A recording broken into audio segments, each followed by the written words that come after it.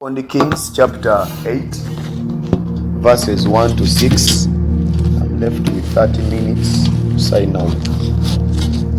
I'm going to be so brief because I know most of you are still in a hangover for the conference.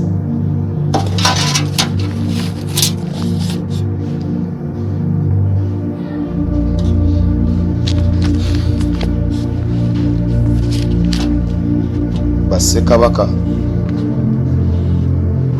ekyokubiri essula ey'omunaana n'olunyooso paka ku lw'omukaaga. This one says, reading the Message version, years before Elisha had told the woman whose son he had brought to life, "Leave here and go, you and your family, and live someplace else. God has ordered a famine in the land. It will last for 7 years." Verse 2. The woman did what the holy man told her and left. She and her family lived as aliens in the country, as in strangers, in the country of Philistia for 7 years. Then, when the 7 years were up, the woman and her family came back. She went directly to the king and asked for her home and farm. Verse 4. The king was talking with Gehazi, servant to the holy man, saying, "Tell me some stories of the great things Elisha did." It so happened that as he was telling the king the story of the dead person brought back to life, the woman whose son was brought to life showed up asking her home and farm. Gehazi said, "My master, the king, this is the woman, and this is her son whom Elisha brought back to life." Verse 6. The king wanted to know all about it, and so she told him the story. The king assigned an officer to take care of her, saying, "Make sure she gets everything back that's hers, plus all profits from the farm from the time she left until now." Heavenly Father, in the name of Jesus Christ, I pray that you magnify your word. I pray that your name is glorified at the hearing of your word. It is one thing to hear and it's another thing to implement or to put into practice what we have heard. All we ask for is the grace to accomplish the assignments given, because every word that comes to us from you, it comes for a purpose, and we pray that we fulfill that purpose with the help of the Holy Spirit. We thank you and we bless you. In Jesus' mighty name we have prayed. Amen. Praise God. There's something I want to read for you here. Whenever God restores life in you, He also restores what is to be used in order to sustain the life in you. Whenever God restores life in you, He also restores what is to be used, resources or tools, to sustain, in order to sustain the life in you. Because God does not want you dead before His purpose in you is accomplished. So okwegendereza ennyo. Ngenda kukoonakoonawo ku points ezimu relating it to what I'm sharing today, like restoration of your life. Musumba yatugamba statements ziri nakawandiika wano, statement ng'egamba 3 things that can make you old: eating bad, poor way of sleeping. Let's consider the 2. So Katonda babanga azizza obulamu bwo abukomezaawo, akomyawo n'ebikozesebwa. So okubifuna buvunaanyizibwa bwo. When you read verse 5 to 6, we get the commission from the king, who told the officer to take back the woman to be given her property. Nebagamba muwe n'amagoba. Kitegeeza buli yali yabibba alina okusasula. bimuwe naye muwe n'amagoba. Ebyandika bingi ebyogera ku nnamwandu ne bamulekwa bingi nnyo ebituwoninga obutakozesa bintu bya bannamwandu ne bamulekwa. Ebyandikibwa bingi ennyo ebyogera ku kukomyawo byonna Sitaani bye yali yabba mu bulamu bwaffe, Katonda yabikomyawo. So Katonda abanga akomezaawo obulamu bwo ajja kukomyawo ne property ze weetaaga. The first instruction was komyawo. That is chapter 8. But surprisingly, when you read chapter 4 from verses 18 to 37, eyogera kukomyawo obulamu. Fena tukimanyi bulungi nti n'omuntu abanga afiiriddwako ekikye abeera mu nnaku, aba takyalina access ya bintu mu bulamu bwe. Let's take the husband to this woman who died as our jobs. Let's take it as the anointing. Let's turn it into salvation. Okay, let's use business. You've lost your job, you've lost your business, you've lost your life, you've lost everything. Waliwo ebintu ebimu byolemerwa okufuna olw'okuba nti abadde abireeta oba ekibadde ky'obadde okozesa okubifuna kiba kifudde. So Mukama tasobola kukomyawo bulamu nga takomezaawo property. Kyova olaba abantu bangi balokole naye bakaaba beemulugunya. Esaala tusaba esaala ya kukaaba naye Mukama oyinza otya okundaba wano nga mbonaabona naye ng'ate ndi mulokole. Naye nga the right way of praying is not that way. You first thank God for what you have, the life you have, because it was restored on the cross. Blood was poured for you to have life again. Zinandibadde nafadde. Kubanga Bayibuli egamba empeera y'ekibi kufa, teyagamba empeera y'ebibi. Not in plural form, yagamba ekibi. The wages of sin is death. So kitegeeza nti bwe mba nyonoonye saawa zino nsobola okufa, naye Katonda ansaasira lwa kifaananyi kyandabamu. Buli wantunuulira bw'ati abanga alaba nga bw'olaba nnyambadde naye bw'oyambadde. Katonda abanga omuntu abanga akuyitako n'akutunuulira, atunuulira ngoye. Engoye zo bwe ziggyibwawo alaba bwereere, naye bw'oyambala engoye alaba feesi n'ebirevu n'agamba ono omusajja, n'alaba bbeere n'agamba ono omukyala. Naye tasobola kulaba kiri. Kati Katonda tatugamba nno tuddeyo twonoone kubanga ekisa kimala, nedda. Naye bw'aba atutunuulira okutubeezaawo enkya regardless of the sin we committed yesterday, atunuulira saddaaka ya musaalaba. Ye amaaso ge tegatunula bwe gati, gatunula ku musaalaba n'alyoka akulabira eri wansi n'agamba nedda, ono saamwayonoonye naye omwana wange aŋŋamba bulijjo nti saasira Saamu kubanga ekyatwala ku nsi okufa yali Saamu. Ate tannaba kumaliriza. Jjukira abadde mu mingled life. Ekirabo tannaba kikozesa according to your expectation. Kati omutwale onaafuna ki? Jjukira ye alina influence mu bantu abamu nga Joseph bw'agirina, nga Brother bw'agirina, nga Safina bw'agirina. Kubanga nga bagamba mu English sayings nti one man's meat is another one's poison. Waliwo abantu abamu nga bawuliriza nze nga ne papa tebasobola kugendayo, banza okuba bamutya naye nga bawuliriza nze. Nabeera abalala bawuliriza ggwe ng'omuntu naye nga nze tebampuliriza. Si lwakuba nti tebanjagala, banjagala naye nga mpuliramu emirembe okusinga ggwe oba okusinga nze. So Katonda kyekituleetera okutukuuma, kyekimuleetera okutukuuma n'agamba nedda, ono omwana wange alina osigalawo kuba at least akoleko 70 ndyoke mmuggyewo. Naye sisobola mmuggyawo kubanga omusaayi tegugenda kunyonyola makulu gaagwo okuyika ku musaalaba. Tukitegedde? So waliwo steps eza restoration.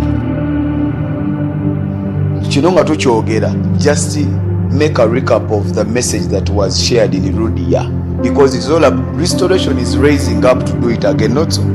Restoration kitegeeza wagudde, okuza obujja kitegeeza wakooye, wanafuye, amaanyi gabadde gagenze naye bakusitula, bakuwadde ekikusitula, training bagikuwadde, oyiza okulwana. Ebintu ebyo ogenda byapulayinga otya byewayize That is what we are talking about here. Because restoration is a confirmation of the training. Wala abajasa badduka mu magye lumu nali n'afande nga ntwala ku booda ono omuwanvu omuntu atera okubeera wano nga ntwala ewaka naŋŋamba olaba musumba mu magye omuntu bwaddukayo baba bagenda mukomyawo ebiseera ebisinga bamanyi n'okukwata famire banoonyayo wa famire ali influential eri omutima gw'oli basobole okulaba oba anaakomawo naŋŋamba naye kyova olaba tebatera ku apply ku recruitinga b'amagye bantu mu magye nga balina abaana ekisa aba alina kingi era bino nebagamba nti oli mumpi oti olunene mbu babeera bakosa just a cover naye ekyama kiri eki kasita bakubuuza olina famire nti ye olina abaana bameka nti nina omwana omu nga batandika okunoonya okusinziira eriisolo lino liriko enkovu okusinza ekitulaba omukono guno guliko enkovu gwe tojja kukola genda naye nga bagobye lwaki omuntu azadde abeera muzadde atazadde abeera mwami oba mukyala akonako nenkategeera. So okudda ku sayidi eno ebintu ebimu okuzzibwa obujja waliwo a price that is to be paid. So obanga oli wasosola mutango olina osooka okuvaliwinga biri ebyakusomeseddwa nowakati baŋŋambye nti employment weebiri wano naye ate how can I switch from employment to deployment? You are now in the journey of restoring your life. Bayogedde ku nsonga ya simanya vibiki byonna babyogedde kati abantu abo essimu yiino bajjudde. How can I switch them? Ono neŋŋamba mujjemu wawala ogwojjamu ekyamazima. The fact is we need people. Nze lumu nali mu nnyumba nendowooza ekintu kino olaba before I got to this level where I am right now, someone was on my level. When natuukawo is on another level. I need him, he needs me. I need someone that is on the first level where I was. Naye tukola tutya? But what terms and conditions, instructions that are to be followed. Omuntu oyo kale siganya ali ku level gye wavaako, oli ku level endala alina okuyigirako, naye character ye eri etya? When you see that the character is upside down and the person is not corrected anywhere anyhow, abo bakuwa mandate okumwesonyiwa.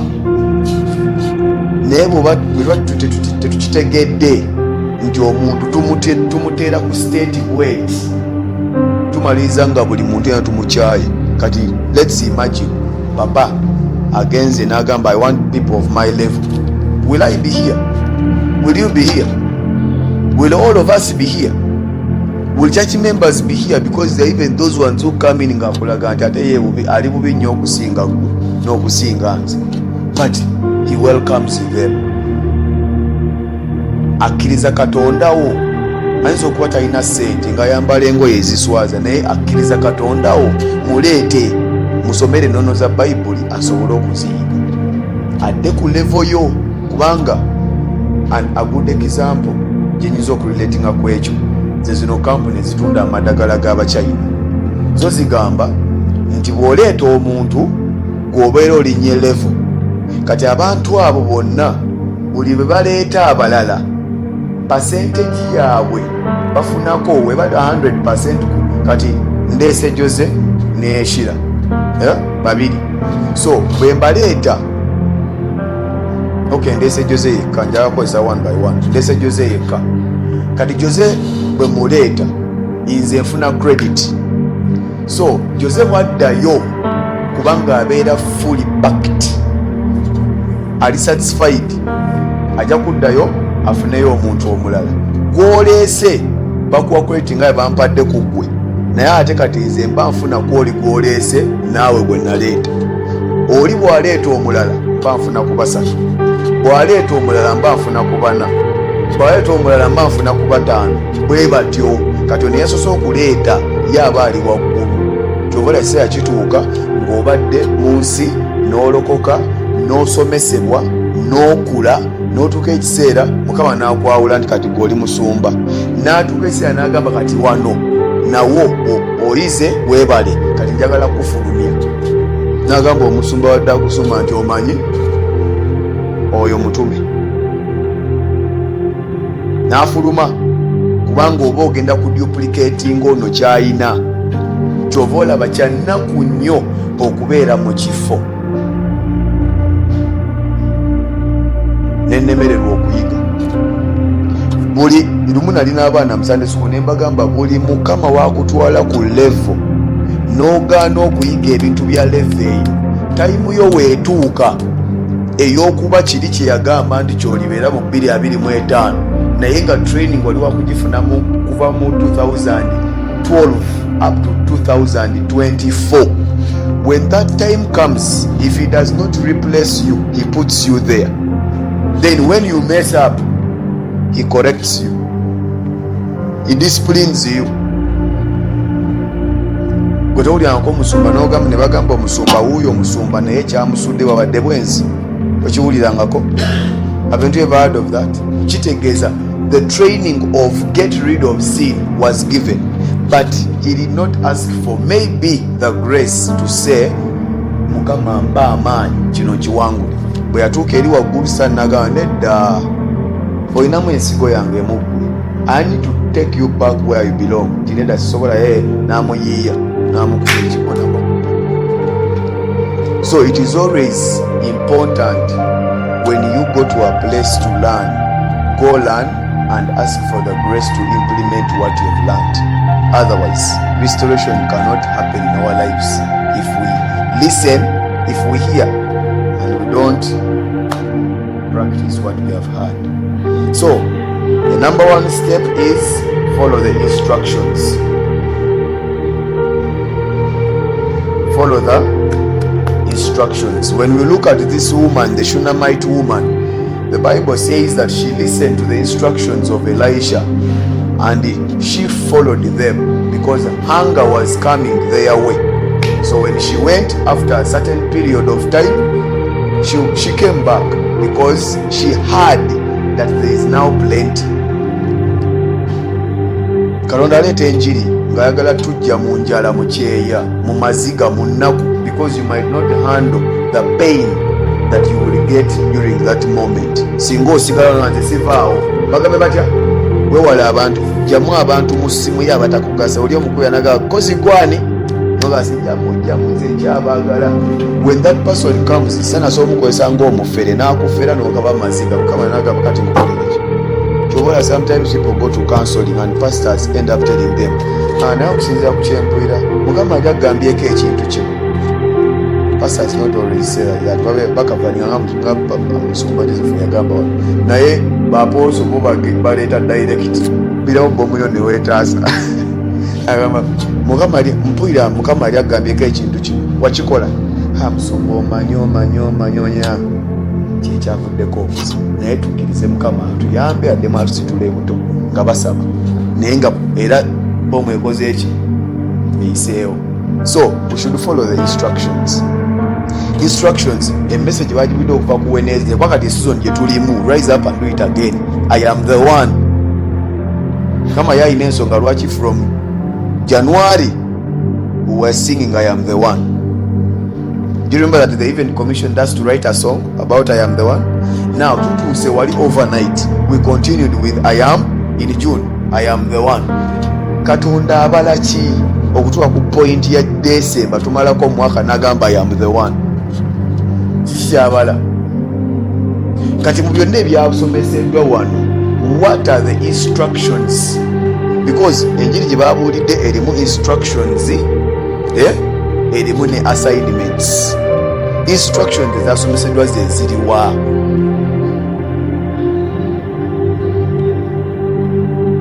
For example, concerning the issue of people, baani be bayogedde nti bano osooka obawe gap. It is your responsibility. That was an instruction. Naye ogenda gikola otya? Check and let the Holy Spirit guide you. When he guides you to ono, sooka omuse emabbali. Ono kyobola n'amasimu gali mu blocking, ne WhatsApp naye eri mu blocking. buli app ejjange connectinga contacts erimu blocking. Kati mu WhatsApp mulimu block and report and just block. When you block and report, omuntu taddamu kusindikira message anyhow, baba bamutaddeko point. Who has ever experienced this issue? Waliwo omuntu eyalina essimu nzijukira bulungi yagimpa tugezeko okutereza WhatsApp, simu kadi ye nga bagibandinga ku WhatsApp enamba n'ateeka mu simu nebigaana, esimu ez'enjawulo nebigaana, nemugamba abagibandinga bagibulooking. Lwaki? There might have come somebody that sent a message to WhatsApp, block and report. When you report to WhatsApp, they ban you from using WhatsApp using that number. Why no gule endala? And to make matters worse, banza na chikola nga chilimu kubanga zino sim cards zilimu national ID number. Banzo block nga buli sim card yona neri konti manyago blocked because they follow those systems. We take a good example of Facebook. Mujukira when UCC decided to block Facebook mu Uganda, ne bagijjawo nga okugikosa olina okuba ne VPN. So eggwanga wadde apps ziri ku masimu gaffe lirina obuyinza obuggalawo app egi noba nga tokyasobola gifuna. A good example, Saudi Arabia teri WhatsApp, bakozesa imo, bo bagigaana. Isiraeli balina app gye bakozesa and for them their children build those apps. So eggwanga mu technology lyerikozesa lirina obuyinza obugaana app eyo, ate kasaba giblocking, no one can access it unless if you break the rules. So let's follow the instructions in Jesus' mighty name. When God sends you, when God tells you arise and go, don't arise and stand, don't arise and sit. Arise and go. If he tells you stand there, stand. If he tells you sleep there, sleep. If he tells you walk, walk. If he tells you run, run. If he tells you give, give.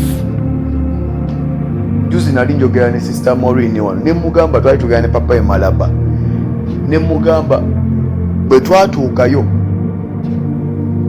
I got a message in my mind. Ne papa nkubulire twalina mu hotel. Ne papa nkubulire before I married.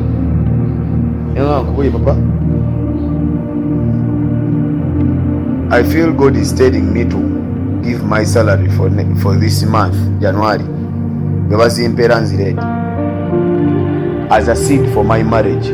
Nali simanyi bengenda kusigira kwa Mukama alabira wala, simanyi era nze si toyinza kunkakasa nti nno omwana okubula yali health issues. Because this is the second time I tested. The first time I was working there near that footbridge in Neyama, first salary ngenda jiwayo nakiteeka mu baga ya papa. Omulimu ne bangoberawo ne bangamba nti let's bring this person. Akawonye akasooka business yafa. Omanyo okuteekako data wa mitwalo 3 as an internet cafe n'okola 3. So I came back up with papa. Nangamba Mukama bwayogedde ayogera okwogera naawe akubuulira ekituufu neŋŋaaya naye nga mpulira confidence muli it is kyekyo because it wasn't my first time to do it. Saazibwayo mukwano, saazibwayo nze nazifuna nga nkola birala nga tumaliriza tubeera mu process eyo. Omwana biki biki tazaalibwa taliiwo talabikawo nabula. It was in December. Because bamuzaala mwaka guwedde. Mwaka guwedde. It was in December 2023. Kintu kyekimu. Message yemu nekomawo. Bwekomawo nenga papa yali wano ng'ayogera. Now some of you God has even told you here nti first salary giweeyo nga tuyingira omwaka tutandisa omwaka. Bwe yakyogera bwati baali bakubye ekiro manyi kengere y'eggaali nali wali. The same message came in.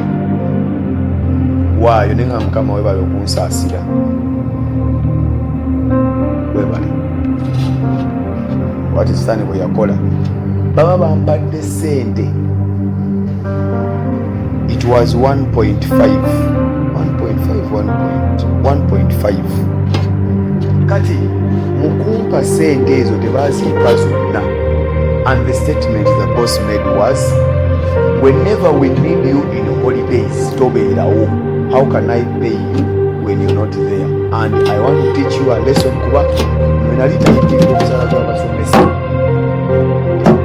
ampali siki entayipinga kati mba ntayipinga endabizange mbala bulungi mbala ebitebikwatagana. It was in February. Mbala ebitebikwatagana. I was compelled to call her. Baali babiri omukozi omulala ne mugamba alo madamu tuwangi figendo nagamba ye I will talk to you my dear andod naye ng'abandi nagamba kakibeere kiki I must give the money. Nava ku mulimu nengenda mu banka nenzijjayo sente nga bwe zaali nenkwata nenjako taifu nenkwata ez'omwezi gumu nenziteeka mu bbaasa nga mmaze okuggyako taifu. Nasanga papa ng'atudde awo nenfukamira wansi nga papa ku mulundi guno manyi oli muzadde wange ate oli musumba wange nika nkubuuleko kimu saagala kutunula mabega kufuuka munnyo. Here is the envelope andako embona asabye tuda mu mboozi zaffe nasa mukoze ki kino ne mugambye ebyo naye olwo omuzadde wowulira ekisa nga bannange omwana saagala byenayogera naye saagala kunsansira simanyayo omwana tanaba kujja saagala kubanga Katonda byakola omwana w'omuntu ayinza obutabisobola. Kati musumba ne mugamba, and for that time when I heard it again it was just clear ziweeyo zizimbe office. Saagala nnyo kunjogerako wano biki tugende kubanga sometimes abantu abasinga abafunye amalala bagafunirwa kugogerako, abalala bagafunirwa bintu ebifuniddwa. Ekyo nakiyigira ku Pastor Amos bwe yagamba nga abasumba bali kiti, why do you call those sons of mine pastor, bishop, reverend and what, and yet God has not yet confirmed it?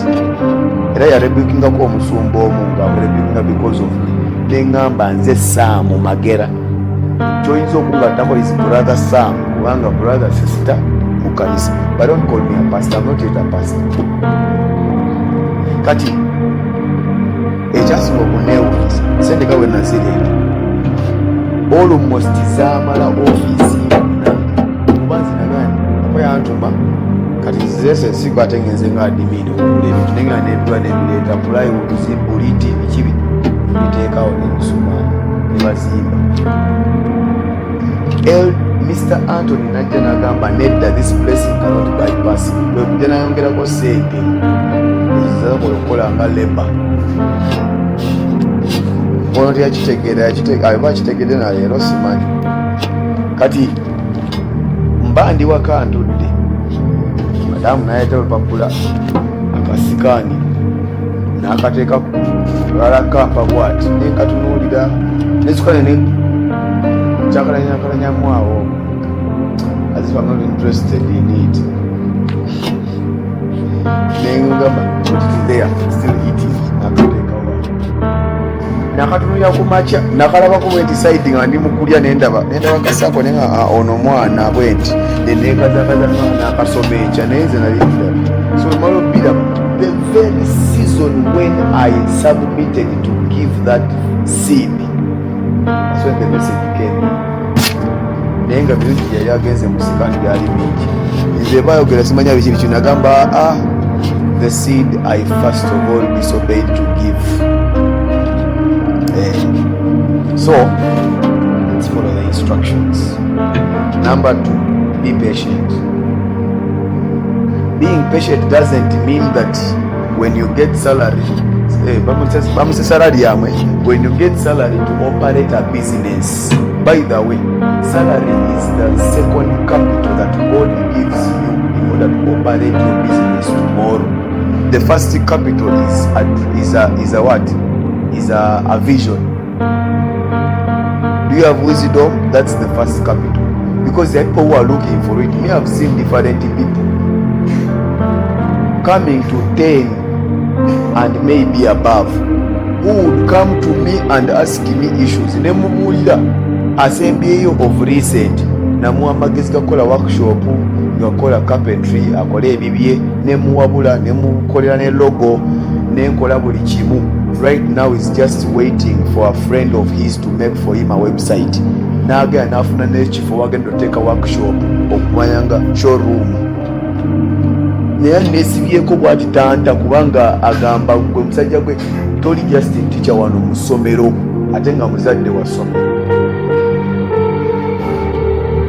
Sikifunira mu malala. But if God has confirmed the search using those people, nze sobola kuteekawo kyenteekawo. Naye it's all about the right time. So it's always good to be patient, but which kind of patience? Waliwo mukama otuwa sente netuzirya. Nze nalikola mu bistro, to be frank to you, sente bwe nafunanga mu bistro nga kimu kya 10 na kulya, kimu kya 10 na kulya, kimu kya 10 na kulya zaali mitwalo 15 mpaka 18, kimu kya 10 kulya, kimu kya 2014, kimu kya 10 na kulya. Okujjako embango zeekozeeko ebintu awo nga ngulako ebintwala ewaka naye nga kimu kya 10 na kulya. Nentuba ku mbaga n'okwanjula na kukyala and hallelujah, praise the Lord, amen. By then I was working in school. Wali okwanjula n'okukyala n'obiki byajjawo ng'olwedde lockdown erumye ewala nga ninakuwasa kuba nasazeewo. But let's try being patient. Patient in which way? Be patient in spending. Tospendinga byonna. Musumba ina byayogeddeko naye waliwo nange bye nasomako about employees. Bw'ofuna sente jako ekimu eky'ekkumi. Number 2, pay yourself, because the energy you use to serve the other boss requires refilling. Pay yourself. That is a 20% byayogeddeko one. After paying yourself, then save the items, yes, then insigade spend. Pay yourself and save, then spend. Nabisoma ku mubuulizi omu bamuyita Mensa Otabil wa Ghana, Nigeria. Pastor Mensa Otabil is a teacher. Nembitegeera ebyo naye njagala nnyo okukolakola research, njagala nnyo okumanyamanya ebintu ebimanya nga biri out of the context of God, awo nga ndyoka mbi eliminating. So be patient. Togenda na mpewo. Waliwo omuwala omu yaŋŋamba nga naye gwe owasa ddi n'omulenzi omu owasa ddi. Omulenzi n'aŋŋamba omwana we ndi omukuumi ku luggi, omukuumira ki ebyokuuma ebyo owasa? Omwana ne mugamba marriage is not competition. Marriage is responsibility. I don't need to rush and crash. Marriage is responsibility. Naye yaŋŋamba omwana w'abendi yaleka omwami asooka n'agenda n'afumbirwa omulala, n'embaga ey'okubiri n'abulokinga n'akawunti ensinga. Era wengendayo munoonya tosobola kwakisesinga bifaananyi bye, tosobola. So tosindikizibwanga bantu mu ngeri emu oba endala ate nga olaba okusinzira. Manya step yo, manya level yo wootandikira, but be patient but on purpose. Be patient but on purpose. Ogambe nti kale nze kati nga nze bwe natera ng'obbagamba, I have a vision of a school and I feel it, I will have it. Whether the devil likes it or not, I feel it, I will have it, because I got it in 2012. Up to date, it's still running in the mind. Naye singa natandika mu 2015, singa nkyaliwo, Mukama atukolamu omulimu olw'ensonga, olw'ekyekyenkya. So Katonda eyanconnectinga ku bantu ab'enjawulo is to build me up to meet the standard of what he wants to produce out of my life. Oyagala business, so kotegeere basics. Nja kujja nsomeseo ku bya business wadde sinabagitandika, naye it has been abandoned. Number 3, because of time, seek for direction. And you need to seek for direction from a vision provider in order for you to be able to get to the right position. Seek for direction. Wala atama batambudde nga batambula nti ngenda mukama yaŋŋamba kola somero ngenda n'agenda n'agwa mu kifo ekikyamu. I will give you an example. When Papa was still living the other side of Chebando, Mr. Adra's home, Mr. Adra's home, there was an assignment that God gave Papa, and it was for those people to realize something about Papa. There's a lady, the first wife to that gentleman who died. Though we connected with her, but the man could not permit us to pray anyhow for that lady because they are Catholics. So she died. The second one was brought in. Fire arose. It was like an indication into Gogundi. Papa, time here with the cover. Charlie to meet the Charlie Chakolachi. Charlie Chiwendeko. The season when Papa switched from that place, Nagenda Jari Kati, that is when we meet Mama Aisha. And whatever she went through, it was in that period when he shifted to that place. So seek for direction. Tomalaga genda bugenzi olwokuba awulira bizinesi enyiri bagibuulidde kati nno genda wali kitandike, ojja genda mu kifo nga luti olwokuba wanyirira otomere omalize ng'ovuddeyo n'abaana bo, ovuddeyo na mukyala wo, mukyala wo atuse mu kkubo, atuse mu ogende ne bawala bo ne batabani bo ne bawala bo, sorry, they make you drunk and they have sex with you so that they keep the generation. Kirowoleze mu side eno kitwogerako ya restoration. So seek for direction. Number 4, prepare yourself to the standard. Eyo point bajogeddeko wano, oba bajogedde tuwulira ffena, oba bajogedde ne musumba naye nzijukira bagisharinze. Prepare yourself to the standard. Oyagala kola olumu musumba Kiganda yagamba nti okay, nasikebe kusumba Kiganda naye nga he also shared about it.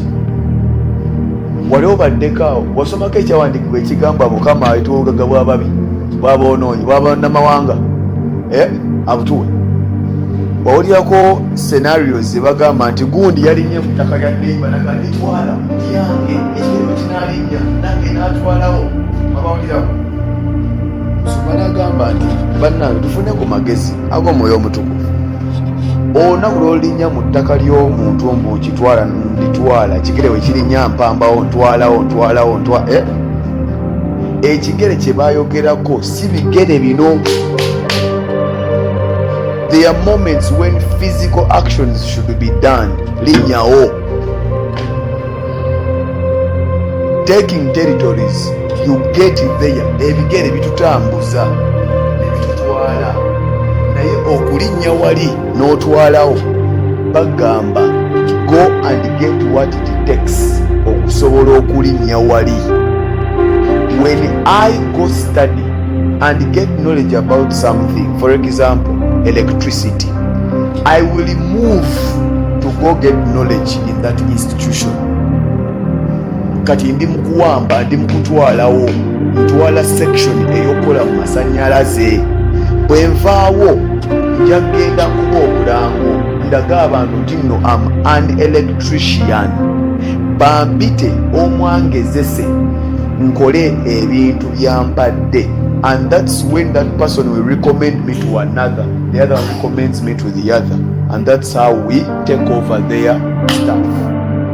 Naye nokwata ku motoka ya beni eyo pajero yange bajja kukuba mumanyikana yagamba bajja kukuba bakutekere mu komera simanya we komera ga no lyange ino nditwala no. So we should understand what we need, understand how to take it. Prepare yourself to the standard. Musumba yayogedde wano nagamba oyagala balooya babeere mu kanisa, but have you prepared the church to a level of receiving lawyers? Twagala bali ba businessmen abakolamu ajjamba ng'emmotoka wali ayingire bwati naye muba maintaininga mutya. Twali tuteko step egamba nti tugenze mu meetings ezo and we see how they handle them, how they talk to them, how they communicate with them, how they network with them. We cannot take everything by faith, because faith needs action. Sisobola genda nenkola somero international school nga simanyi bye baagala. Sisobola kukola international school nenfuna bakasitoma bali international nga sitegedde standards zaabwe. Beetagamu swimming pool, beetagamu ekisaawe, beetagamu biki. Nze nenga nenkola school international ng'eri mu bibaawo. It will have its name international school, but I will not get international students. So let's prepare to the standard. Oyagala supermarket, yes, bagikola batya, biki ebyetaagisa, mwetaagisamu zi kamera, mwetaagisamu obupande, mwetaagisamu abantu abambadde smart. Oyagala kukola restaurant, ofune bakasitoma bali bankuwa emmere. Badde nserengetamu endaba akakika blackboard, kuliko ennyama y'embuzi n'amatooke ebiri kakaaga. Kati bw'ogenda mu Sheraton of recent nagendayoko ne boss yetutuukayo nga ayagala kukola zi order ezimu ez'abaana be yali atwalayo bano simanyi ba Mr and Miss Jennifer. Netulaba menu nagitunulira ne mugamba olaba emmere ey'abaana 7,000. Ate abaana they give them food measured, babawa 100 grams, they not go beyond. Bakuwa ne ice cream ate nakuba ejjala nemmere neggwamu. Ne mugamba nyamusana okay namba ate yabakumi nemulaga 23, 25, chai, a cup of coffee mitwalo, egi juice mitwalo 3 ku 2, amazzi 15. Kitegeera? So when you want to meet those people of that standard that you want to put in place, go to their places. Kati nze siyinza kulimba saawa zino nemba sina building anyo connection n'oyo manager oyo owa Sheraton. But when I was connected there, I was given access to. The first time I went, I talked to him. Second time, the boss tells me kolagana naye akubuulira ebyetaagisa na buli kimu mukolagane paka ng'abaana bamaliriza activities zaabwe. Nenfuna n'omulala okuyita mwono.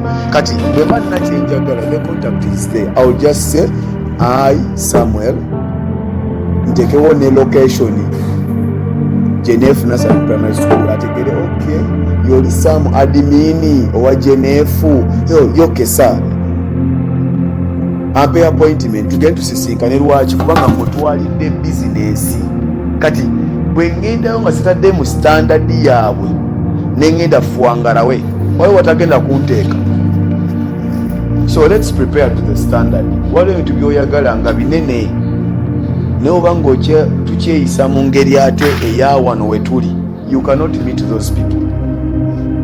You cannot feed lawyers with the food of 70,000 lunch when you're still cooking the very food that they sell 21. Tosobola.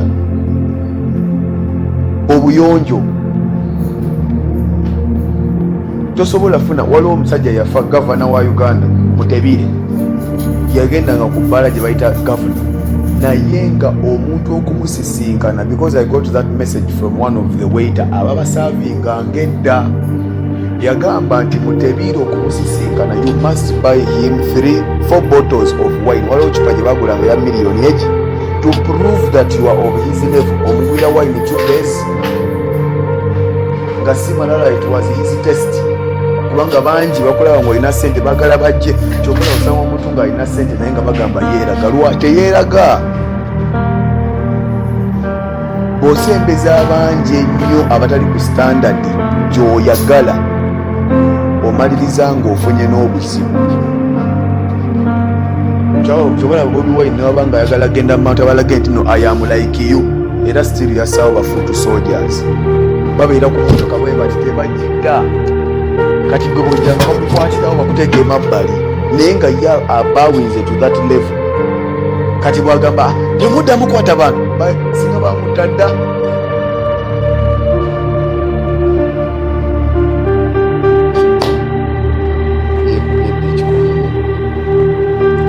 So most people people, if you're writing, you can write this. Most people desire to do great things, or you listen to it and then you write it in your own way. Most people desire to do great things in a common way. Most people desire to do great things in a common way, and also expect a great touch. Most people desire to do great things in a common way and also expect a great touch. Njagala kugendako mu bantu abo abanenenene naye sinaba kutegeera nyambala yaabwe, boogera batya. Public speaking ino si ya buli omu, yeetaga training. Ekitwaza abaana babagagga mu masomero ga international ago basomereyo. 1. Networking. 2. How to speak. Omwana gyayogera kibuuzo straight point, tayogera bingi. Nosanga omulala nga yayiwa data, tonnamubuuza obeerawa, agamba hey uncle, good morning, I stay there, my mother works there. Prepare yourself to the standard. Number 5, never do what God is meant to do. Never do. Yes, never do what God is meant to do. Point says, soma, you refer it to the scriptures. Scripture that tusomye, because God is not limited by revelation. And so revelation endala esuka kwenu nze gyenfunye to share with you. Never do what God is meant to do in order for you to get a breakthrough. Kitegede bamikwano. So with that, God bless you, and I pray that He gives us the ability of accomplishing the assignment. Buli muntu yenna ayagala okubeera obulungi, buli muntu yenna abasinga balina desire y'okutuukako bamusumba batuuse, naye obuzibu sometimes kati nga musumba waali wano neegomba okubeera nga ye, neegomba okuba n'okukkiriza nga ye, naye bwe mba sifunye budde butuula wali ne mugamba papa, kino ekintu kino wakifuna, yes, naye steps kyezimu ezinyambako nyinza obutatuuka wooli naye mbeere kukalenga ggwe, kubanga essanyu ly'omuzadde ajja kuyiwa buli kimu. Ate gyakoma okwogera, when two people who are fearing the same God sit together, ne woba osomya just ka point kamu kano, as you talk and he talks, you talk and he talks, more revelation comes in. Nomaliza nga mwogedde bingi, ajja kukubuulira ebyamaano, ajja kuvaawo nga enjiri gye baabuulira wano mu lodiyo pasita yagibuulirako, lwakuba ye yagyeta mu ngeri ya preaching, si teaching. Kitegeera? So Mukama atuyambe tusobole okutuukiriza obulamu bw'atuwadde. It is not God's plan kubeere mwavu, naye obwavu obuvaamu otya. There are principles. Maliriza nkugamba bwe nti bw'oba oyagala okufuna ssente, waayo ssente. Sigamba mbu bw'ofuna omusaala buli mwezi guleete wano. Nedda, wagira emirimu gya Mukama. Siga ensigo for what you trust God to have, because as you sow a seed you preserve what you're going to get tomorrow. And tusabye sala nyingi nnyo ku ssente Mukama zireete biki naye ng'ekyamazima we don't follow the principles of getting money. So all I can tell you is everyone has the ability of getting to that level where he or she wants to be, but if we don't follow the steps, that's why some people are left. Wenda abantu abalwanyisa Musumba Kayanja bagamba muli wa Bisieka, basumba bennyini waliwo ekiseera baali ku level y'emu, naye ono n'ategeera ebintu bulala n'ayambuka. So when these ones who were supposed to be on the same level with him failed, ng'abaana b'abannabbi abasinkana Sawulo ne bamugamba gwetoke, abagamba Elisha, omaliriza nga ovudde ku mulamwa. That's why they are rising up to say muli wa Bisiyaga, he sodomizes boys. in his church. Amanyi waali ebigambo n'abisala. And where is he right now?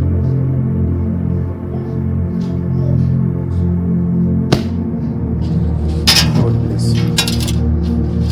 Before I wish you a good night, we are going to give in the house of the Lord. If you came with your offertory, please get it.